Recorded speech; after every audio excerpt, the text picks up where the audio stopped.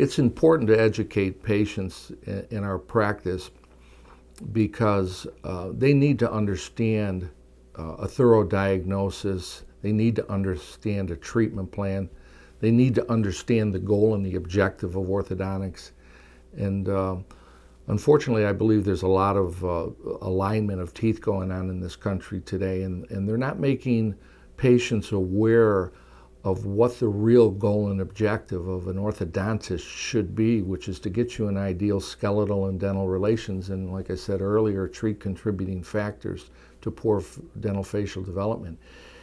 If your end result, you want it to be most stable and most functional, that requires putting things in place, teeth in place, jaws in place, and treating these contributor factors. If you again, you want to be stable and you want to be most functional with your occlusion.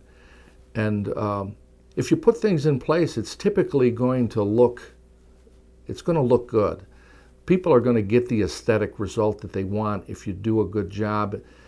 You get what you want, a nice looking aesthetic result, and we get the stable and functional relationship for you that's most important in orthodontics. You know, it's something that you really have to do or do it right. You shouldn't compromise an end result, especially a child's. Sometimes in the adults you might be aligning teeth, and you let them know that you might not achieve ideal dental relations, but as far as the child is concerned, you should always have a good goal and objective in mind when you're straightening, when you're treating those patients.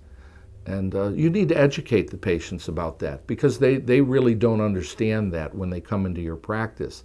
They may think that it's all about an aesthetic result, but there are more important things to consider when you're treating, and you have to, you know, here at Orthodontist Associates, we work hard to reach a good goal and the objective, and sometimes, you know, it takes a lot of patient cooperation, and we stress the importance of patient cooperation. That's part of the education process. If we're going to get somewhere, you're going to have to help us with that. You talk to the patients about that, and you